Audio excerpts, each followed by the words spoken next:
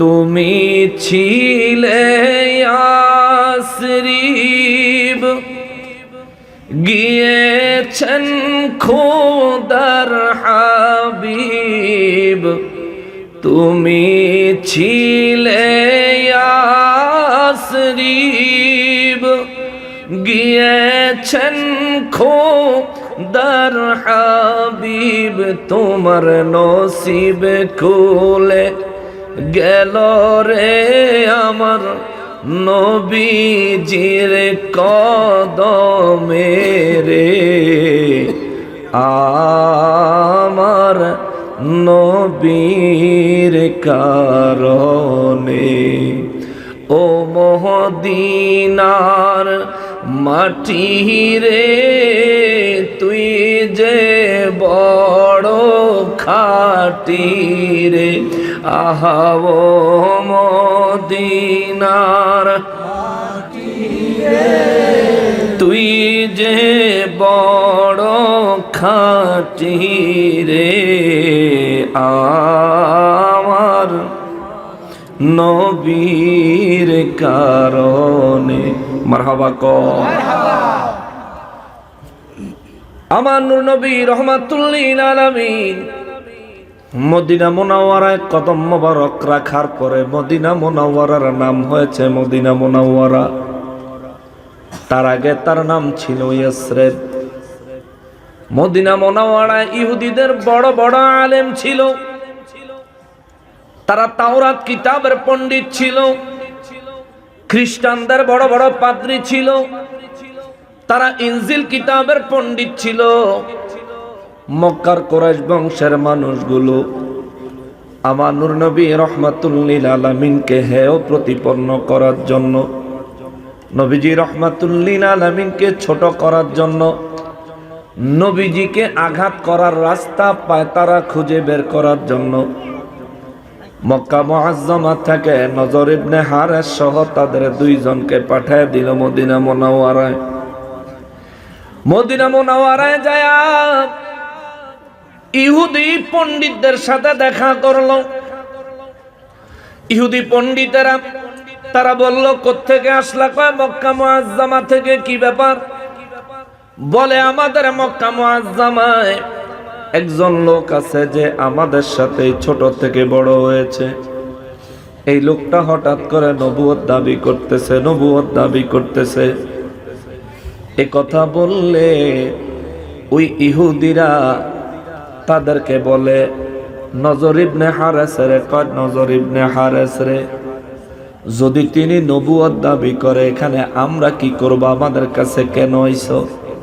কয় আপনারা তো তাওরাত কিতাবের বড় আলেম, আপনাদের মধ্যে কেউ ইনজিল কিতাবের বড় আলেম? মুহাম্মদ সাল্লাল্লাহু আলাইহি ওয়াসাল্লাম তিনি কি আসলেই নবী কিনা আমরা জানতে এসেছি। আমার নবী কোরআন দিয়া কয় তিনি নবী, আল্লাহ ওহী নাজিল করে কয় আমার নবীজি নবী। হেডা বিশ্বাস না গেছে ইহুদির কাছে জিগাইতে, তারা জিগাইতে গেছে। এটা তো হাকিকত আছে। রব্বুল আলামিনের হাবিব রাহমাতুল লিল আলামিনের নাম ধরে বেয়াদবের মতো ইহুদির সামনে বলতে লাগলো। ইহুদি জিজ্ঞেস করলো, তার বাবার নাম কি? কয় আব্দুল্লাহ। তার মায়ের নাম কি? কয় আমেনা। বলে, তারা ভাই বোন কজন? কয় কোনো ভাই বোন নেই, তিনি একা। ইহুদি জিজ্ঞেস করলো, তিনি জন্মগ্রহণ করার পরে তার বাবা কি করে? কয় তার বাবা জন্মের 6 মাস আগেই মারা গেছেন। কয় তার মা কি করে? কয় 6 বছর বয়সে তার মা ইন্তেকাল করেছেন। জিজ্ঞেস করলো, তার বাবার মাজার, মায়ের মাজার কোথায়? বলল, তার বাবার মাজার দেখতে যায় ফেরত আসার সময় তার মা মারা গেছে। এই মদিনা মুনাওয়ারা থেকে দূরে আবওয়া নামক জায়গায় তার মায়ের কবর আছে। ইহুদিরা কয় তাওরাত কিতাবের ঘোষণার সাথে তো সবই মিলে যায়। সুবহানাল্লাহ। তাওরাত কিতাবের সাথে আখিরি নবী, শেষ নবী, নূর নবী, হায়াতুন নবী, জিন্দা নবী যিনি আগমন করবেন, তার বক্তব্য তো তাওরাতের সাথে মিলে যায়। তার জীবনের ঘটনা, জীবদ্দশার ঘটনা তো মিলে যায়। তোমরা তার উপর সন্দেহ পোষণ করছো কেন? বলে, শোনো, সে আমাদের সাথে এতদিন ছোট থেকে বড় হইল, জীবনে কারো কাছে শিক্ষা দীক্ষা গ্রহণ করলো না, কোনোদিন কোনো ইহুদি আলেমের কাছে যায় তাওরাত পড়ে নাই, কোনোদিন কোনো খ্রিস্টান পাদ্রীর কাছে যায় ইঞ্জিল পড়ে নাই, কোনোদিন দুনিয়ার কোনো শিক্ষাই সে অর্জন করে নাই, অথচ সে কিছু আয়াত তেলাওয়াত করে। সে বলে এগুলো আল্লাহ তার উপর নাজিল করে, সে বলে এগুলো নাকি কোরআনুল কারীম, এগুলো নাকি আল্লাহর ওয়াহী।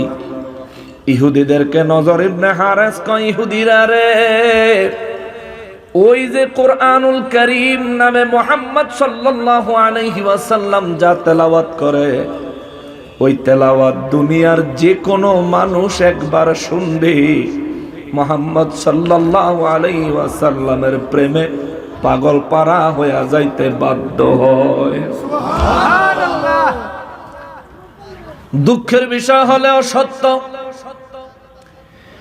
মুহাম্মদ সাল্লাল্লাহু আলাইহি ওয়াসাল্লাম রাতের বেলায় হুজরা মোবারকে যখন তিনি দাঁড়ায়া দাঁড়ায়া সারা রাত ভরে ওই কোরআন তেলাওয়াত করে, আমরা যারা তার বিরোধিতা করি আমরাও তার ঘরের চারপাশে যায় দাঁড়ায়া দাঁড়ায়া তার জবানের তেলাওয়াত শুনি।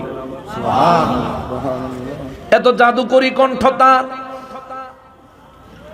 তোমরা একটু আমাদেরকে রাস্তা বলে দাও, কেমনে তার যাচাই করা যায় সে কি আসল না নকল।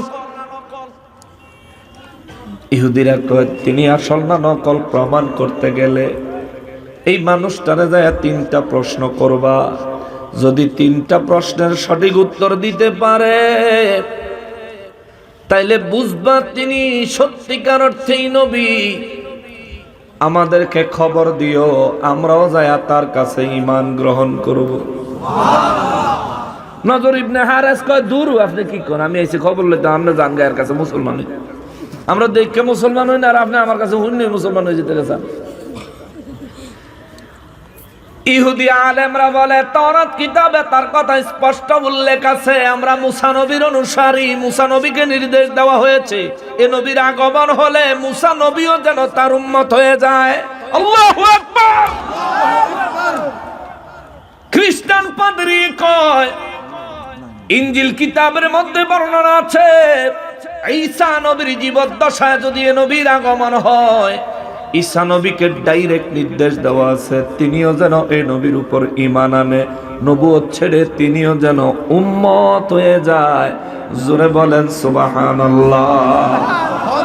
নজর ইবনে হারেসের চোখগুলি গোল গোল হয়ে গেল। হায় হায়, মুহাম্মদ সাল্লাল্লাহু আলাইহি ওয়াসাল্লাম তো মক্কা মুআজ্জামা ইসলামের দাওয়াত দিত, আমরা তার দুশমনি করতে যাই তার দাওয়াত মদিনায় লয়ে আইছি। সুবহানাল্লাহ। এই জন্য আমরা অনেক সময় বলি অপপ্রচারও একটা প্রচার, ঠিক কিনা বলে? আমার ওই যে আজকাল মাহফিলে গিয়াসউদ্দিন তাহিরি ভাই আইছে, বিরোধিতা অনেকে করছে কি করে নাই, এটা আমাদের প্রচার হইছে। আমি গুনাহগার আইমু নাম শুনছে, অনেকে অপপ্রচার করছে, করছে কি করে নাই, ওইটা আমাদের প্রচার হইছে, কাম হইছে, তার ধন্যবাদ, ঠিক কিনা বলেন? আমার নবী রহমাতুল লিল আলামিনের সমালোচনা করার জন্য, নবীর পিছনে চক্রান্ত করার জন্য, ফিতনাবাজি করার জন্য মক্কা মুআজ্জামা থেকে এত কষ্ট করে 500 কিলোমিটার দূরে মদিনা মুনাওয়ারায় গেছে। বিমান নাই, গাড়ি নাই, যানবাহন বলতে ওটার ঘোড়া, এগুলিতে চড়ে সেখানে গেল মরুভূমির পথ পাড়ি দিয়া। সোয়াবের জায়গায় সোয়াবের দূর হইছে, অর্থাৎ লাভের জায়গায় লাভ তাদের এতটুকু হইছে, আমার নবীর খবর মদিনা মুনাওয়ারায় তাদের জবান দিয়া আল্লাহ পৌঁছায়া দিছে। ইহুদি আলেমে কয় তারে 3টা প্রশ্ন করবাম। কয়টা? 3টা। তারে 3টা প্রশ্ন করবা। এই সূরা নাজিলের প্রেক্ষাপট বলি শোনেন, কেন নাজিল হইল এই সূরা? 110 আয়াতের এত লম্বা সূরাটা আল্লাহ একসাথে এক রাইতে নাজিল করলেন। সুবহানাল্লাহ। কোন হাকিকতটা কি, কারণটা কোথায়? নবীজি রহমাতুল লিল আলামিনের বিরুদ্ধে যায়েদ ইবনে হারেস, কারানো কথা কয়, নজর ইবনে হারেস আমার নবী রাহমাতুল লিল আলামিনের সমালোচনা ইহুদির সামনে যখন করতে লাগলো, ইহুদিকে 3টা প্রশ্ন করিও, উত্তর দিতে পারলে বুঝবা তিনি সত্য নবী। যদি আল্লাহর আযাব থেকে বাঁচতে চাও তার উপর ঈমান আনবা, মুসলমান হয়ে যাইবা। আমার ঘরেও খবর দিও, আমরাও তার কাছে ঈমান গ্রহণ করব। জোরে বলেন সুবহানাল্লাহ। নজর ইবনে হারেস কয় আচ্ছা ঠিক আছে, এটা পরে দেয়া যাইব। 3টা প্রশ্ন কি করতাম? বলে 1 নম্বরে তারা প্রশ্ন করবা ওই যুবকের দলের ব্যাপারে তিনি যেন বলেন যেই যুবকের দল নিজের বাড়িঘর ছেড়ে পাহাড়ের গুহায় আশ্রয় নিছিল, ওই যুবকদের আসল ঘটনা কি তিনি যেন বলেন। আচ্ছা 2 নম্বরে তারা প্রশ্ন করবা ওই বাদশার খবর সে যেন বলে যে বাদশা গোটা দুনিয়া ভ্রমণ করেছিল। সুবহানাল্লাহ। ওই বাদশা কোন বাদশা? যে বাদশা গোটা দুনিয়া ভ্রমণ করেছিল। তিনি যদি সত্যিকারের নবী হয় তিনি বলতে পারবেন। তিনি যদি সত্যিকারের নবী না হয়, ওই যে নিজের বাড়ি ঘর ছেড়ে পাহাড়ের গুহায় আশ্রয় নিছিল, এই যুবকদের কথা পৃথিবীর কোনো বইয়ের মধ্যে লেখা নাই, পৃথিবীর কোনো ইতিহাসে লেখা নাই। ওই সময়কার কোনো মানুষ এখন পৃথিবীতে জীবিত নাই। তিনি যদি সত্য নবী হয়, নবী মানে গায়েবের খবরদাতা। ওইটা একটা গায়েবের খবর, ওইটা একটা গায়েবের খবর, ওইটা একটা গায়েবের খবর। ওই গায়েবের খবর তিনি যদি বলতে পারেন তাইলে বুঝবা তিনি 1 নম্বরে পাস। 2 নম্বর খবর হলো কোন বাদশা যিনি সারা পৃথিবী ভ্রমণ করেছিলেন, এই কথাটা তিনি যেন বলেন। তাকে জিজ্ঞেস করবা, বলতে পারলে 2 নম্বর প্রশ্নে পাস। 3 নম্বরে তাকে বলবা মানুষ বেঁচে আছে রূহের মাধ্যমে। রূহ কি? সুবহানাল্লাহ। 3টা প্রশ্ন শিখিয়ে দিস। নজর ইবনে হারেস খুশি হয়ে গেল, মক্কা মুআজ্জামায় চলে আসলো। মক্কার কাফের বেঈমানেরা কুরাইশ বংশের বিশেষ করে আমার নবীর দুশমন, আমার নবীর দুশমন বড় বড় নেতাগুলি অপেক্ষায় আছে নজর ইবনে হারেস কখন আসবে। তারা 2 জন চলে আসলে তারা বলে খবর কি, কি ব্যাপার? কয় ইহুদিদের থেকে 3টা কঠিন প্রশ্ন নিয়ে আইছি। তারা বলেছে মুহাম্মদ সাল্লাল্লাহু আলাইহি ওয়াসাল্লাম যদি জবাব দিতে পারে, যদি তিনি জবাব দিতে পারেন তাইলে তিনি সত্য নবী, আর যদি না পারে তাইলে ভুয়া। যদি না পারে তাইলে ভুয়া। কয় ঠিক আছে চলো এক্ষুনি যাব। ওই বেটারা 500 কিলো জার্নি করে আইছে, জিরানির খবর নাই। হেটারও খুব এক্সপ্রেশন, খুব তাড়াহুড়া, চলো এক্ষুনি যাব। নূর নবী রাহমাতুল লিল আলামিনের দপ্তরে যায় ডাক দিছে, ইয়া মুহাম্মদ। সবাই বলেন সাল্লাল্লাহু আলাইহি ওয়াসাল্লাম।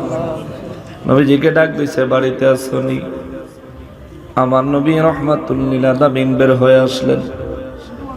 আসসালামু আলাইকুম বলে মনে মনে বললেন মান ইত্তাবাআল হুদা। বিধর্মীদের দেওয়ার জন্য ইসলামে সালাম আছে। আমরা তো এমন সভ্য মুসলমান হয়েছি, মুসলমান হইয়া মুসলমানরা আমরা সালাম দেই না। ঠিক না বাবা? মুরব্বীর আশা থাকে ছোটরা হেগরে দিব। ছোটরা কয় দূর, ওই মুরব্বীরে সালাম দিলে কি হইব? তে কি আমার বাপ লাগেনি? তে আমার চাচাও লাগে না, আত্মীয় স্বজন কেউ লাগে না, সালাম দিব কা? অথচ আমার নবী বলেন উম্মতরি এর উম্মত আল বাদি বিসসালামি বারিউম মিনাল কিবর। নবী বলেন আমার উম্মতের যে ব্যক্তি আগে আগে মানুষকে সালাম দেয়, আল্লাহ তার কলবকে, অন্তরকে অহংকার থেকে হেফাজত করে। সুবহানাল্লাহ। আগে আগে সালাম দিলে আপনার ভিতর থেকে অহংকার চলে যাবে, উঠে নিবে কে? আল্লাহ। জোরে বলেন না কে? আল্লাহ। এজন্য নবীজি বেদিনদেরকেও সালাম দিতেন, আবার বাচ্চাদেরকেও সালাম দিতেন। সুবহানাল্লাহ। মুরব্বীরা যারা বাচ্চারা সালাম দিব বা যুবকরা সালাম দিব আশায় থাকেন না, আপনি নিজে সালামটা দিয়ে দিয়েন।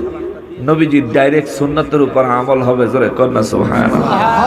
এর দ্বারা দেখেন সমাজের কত বড় উপকার হয়। যখন একজন মুরব্বী একটা যুবক ছেলের সালাম দিব, যুবক ছেলে সালামের জবাব দিব আর মনে মনে ভাববো আমার কি সালাম দিল না অপমান করলো, ঠিক না? তে চিন্তা করবো যে না, সালামটা আমারই আগে দেওয়া উচিত ছিল, আমি যেহেতু দেই নাই, মুরব্বী আমার দিছে, এই পরের বার সারা জীবন আর যতবার তার লগে আপনার দেহ হইব আর আগে সালাম দিতে পারবেন না, তে নিজে আগে দিয়ে দিব, বারে বারে আমারে কাম হইব না। নবীজির সুন্নাতের মধ্যে আদর্শ সমাজ গড়ে ওঠে, জোরে কন্যা সুবহানাল্লাহ। এই জন্য নবী বলেন, স্ত্রী স্বামীকে সালাম দিবা, স্বামী স্ত্রীকে সালাম দিবা, ভাই ভাইকে সালাম দিবা, সন্তান পিতাকে সালাম দিবা, সন্তান মাতাকে সালাম দিবা। আবার পিতা মাতাদেরকেও আমার নবী রাহমাতুল লিল আলামিন শিখিয়ে দেয়, তোমরাও তোমাদের সন্তানদেরকে সালাম দিও। নবী বলেন, কারো ঘরে প্রবেশ করার আগে সালাম দিও। হুজুর ঘরে কেউ আছে না না আছে যদি না জানি, আমার নবী বলেন, জানো বা না জানো সালাম দিবা। যদি সালামের জবাব দেয় তাহলে কথা বলবা, জবাব না দিলে আবারও সালাম দিবা। যদি কেউ কথা বলে তার সঙ্গে প্রয়োজন সারবা, যদি কেউ জবাব না দেয় আবারও সালাম দিবা। 3 সালামের জবাব কেউ যদি না দেয় ওখান থেকে চলে আসবা। আমরা কি এর সালাম কি এর কি কাশও দেই না, বক্কর করে ঢুইকা যাই, ঠিক কিনা বলো? এক সাহাবী কয়, নবী গো রাহমাতুল লিল আলামিন, আমার মায়ের ঘরে প্রবেশ করতে কি আমার অনুমতির প্রয়োজন আছে নাকি? আমার নবী বলেন, তুমি কি তোমার মাকে উলঙ্গ অবস্থায় দেখতে চাও? সাহাবী কয়, না হুজুর, নাউযুবিল্লাহ, মাআযাল্লাহ, আস্তাগফিরুল্লাহ, আল্লাহ আমাকে হেফাজত করুক এমন পরিস্থিতি থেকে, আমি এমনটা দেখতে চাই না। আমার নবী বলেন, যদি তোমার মাকে তুমি আপত্তিকর অবস্থায় দেখতে না চাও তাহলে তোমার মায়ের ঘরে প্রবেশ করার আগেও সালাম দিয়া অনুমতি নিয়া প্রবেশ করিও, জোরে কোন সুবহানাল্লাহ। এটা আমার নবীর আনিত ইসলাম, এটা আমার নবীজির আদর্শ আদর্শ আদর্শ। সন্তানকে আদব শিখায় মা বাবার, মা বাবাকে মহাব্বত ভালোবাসা শিখায় সন্তানের। ও মুসলমান, প্রত্যেকটা মানুষকে প্রকৃতপক্ষে মানুষ হিসাবে তৈয়ার করে, মানুষ হিসাবে তৈয়ার করা, মানুষ বলে একজন মানুষকে আসল মানুষ গড়ে তোলার পথ পদ্ধতি আমার নবী রাহমাতুল লিল আলামিনের সুন্নাত মোবারকের মধ্যে নিহিত আছে। আমরা তো নবীর সুন্নাতকে গুরুত্ব দেই না, নবীর সুন্নাতের উপর আমল করি না। কি বলতাম ইহুদিরা কোরআন, ইহুদিরা এই সূরার শানে নজুলে জানলাম, ইহুদিরা আমার নবী রাহমাতুল লিল আলামিনের কাছ থেকে 3টা গোপন ইলম জানতে চাইলো। কয়টা? তার মানে নবী যদি গায়েবের 3টা খবর দিতে পারে, ইহুদিরা মানব তিনি নবী। আর 1450 বছর আগে আমার নবী লক্ষ লক্ষ গায়েবের খবর দিয়া গেছে। আজকে সমাজে টুপি পাঞ্জাবিওয়ালা কিছু মুলুবি আছে, আমার নবীর ইলমে গায়েব মানে না, ঠিক কিনা বলে? ইহুদিরা নবীর ইলমে গায়েব পাইলেই নবীর নবী হিসাবে মাইনে নিছে। আতে মুসলমান দাবি করে নবীর ইলমে গায়েব নেই। আমি দেখলাম আমার নূর নবী রাহমাতুল লিল আলামিনের দরবারে নাজার ইবনে হারেস এবং কুরাইশ বংশের কাফের বেঈমানেরা, মনে আছে নি? সব নবীর দরবারে গেছে। নবীজি তাদেরকে সালাম দিলেন, তারা সবাই সালামের জবাব না দিয়া কয়, মুহাম্মদ কয়টা প্রশ্ন নিয়ে আইছি, উত্তর দাও। আমার নবী বলেন, আপনারা আমার আত্মীয় স্বজন, সব সময় আমার কাছে প্রশ্ন নিয়ে আসেন, কোন সময় কি একটু খুশ মেজাজে আসতে পারেন না? সুবহানাল্লাহ। আসছেন যেহেতু বলেন কি প্রশ্ন করতে চান, কি প্রশ্নের উত্তর জানতে চান? কুরাইশ বংশের লোকেরা কয়, হারেস, এই নজর নজর ইবনে হারেস কয়, ওই যুবকদের সম্পর্কে আপনি বলেন যে যুবকরা নিজের দেশ ছেড়ে গুহার মধ্যে আশ্রয় নিয়েছিলেন। আমার নবী বলেন, এই একটা বিষয় কয় না, আর একটা আছে। কয় কি? ওই ব্যক্তি সম্পর্কে বলেন যে ব্যক্তি গোটা দুনিয়া ভ্রমণ করেছিলেন। আমার নবী বলেন, 2টাই প্রশ্ন নাকি? কয় না, আর একটা আছে। 3 নম্বরটা কি? বলে 3 নম্বর প্রশ্ন হলো, রূহ কি? মানুষ যে বেঁচে আছে, মানুষের শরীরের ভিতরে যে রূহ আছে, রূহটা কি? এই 3টা উত্তর দিবেন। নবী বলেন দিলে কি হবে? বলে তিনটা উত্তর যদি যথোপযুক্তভাবে দিতে পারেন আমরা যাচাই করব আপনার উত্তরগুলো সঠিক কিনা। নবী বলেন তারপরে যাচাই করার পর আপনারে নবী হিসেবে মান্য নিমু। আমার নবী কয় নবী হিসেবে মান্য নিলে কেবল চলতো না, ইসলাম গ্রহণ করবেন নি? জোরে বলেন সুবহানাল্লাহ। কয় হেডা পরে দেখা যাইব, হেডা পরে দেখা যাইব। নূর নবী রহমাতুল্লিল আলামিন বলেন ঠিক আছে কালকে আসেন আমি বলবো, একদিন সময় দেন।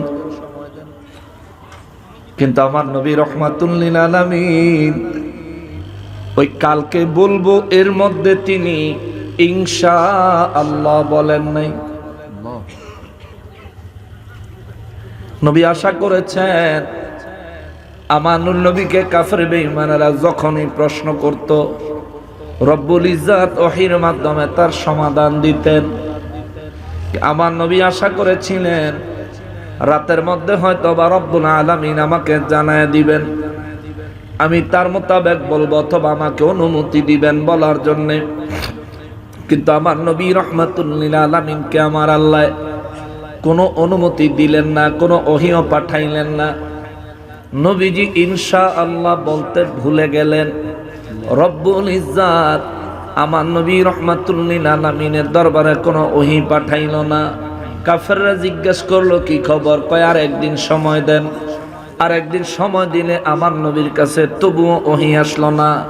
নবীজির মন বড় খারাপ। কাফের বেঈমানেরা তো এমনিতেই নবীর উপর নির্যাতন করত, আবার নবী তিন প্রশ্নের উত্তর একটাও দিতে পারে নাই। এই কারণে আমার নবীকে বিভিন্নভাবে কটাক্ষ করে করে হিট করে করে কথা বলতো। আমার নবী রহমাতুল্লিল আলামিনের উপর নির্যাতন চালাইতো নির্মম ভাবে।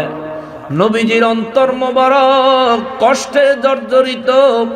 আমার নবীজির চেহারা মোবারক রব্বুল ইজ্জতের দরবারে অত্যন্ত কৃতজ্ঞতার সঙ্গে চেহারা মোবারক মলিন হয়ে আছে। আমার নবী রহমাতুল্লিল আলামিনের দরবারে একদিন যায়, 2 দিন যায়, 3 দিন যায়, যাইতে যাইতে 15 দিন পার হয়ে গেছে। আমার নবীর উপর আমার আল্লাহ কোনো ওহী নাজিল করেন না। 15 দিন পরে আমার নবীর উপর আমার আল্লাহ সূরা কাহাফ নাজিল করলেন। জোরে বলেন সুবহানাল্লাহ। এই সূরা কাহাফের 23 নম্বর আয়াতে আমার নবী রাহমাতুল্লিল আলামিনকে আমার আল্লাহ বললেন যখনই কোনো কাজ করবেন বলে আপনি কাউকে ওয়াদা দিবেন ইনশাআল্লাহ বলবেন। সুবহানাল্লাহ। সুবহানাল্লাহ। আল্লাহ ডাইরেক্ট নির্দেশ দিলেন ইনশাআল্লাহ বলার নির্দেশ। এর আগে কিন্তু নবীর দরবারে আসে নাই। যদি আসতো আমার নবী ভুলে যেতেন না। ইনশাআল্লাহ যখনই কোনো ভালো কাজ করার জন্য নিয়ত করবেন কাউকে ওয়াদা দিবেন রব্বুল ইজ্জতের নির্দেশ হলো ইনশাআল্লাহ বলবেন। আমার নবীকে বললেন ইনশাআল্লাহ বলবেন। কিন্তু প্রশ্ন কয়টা?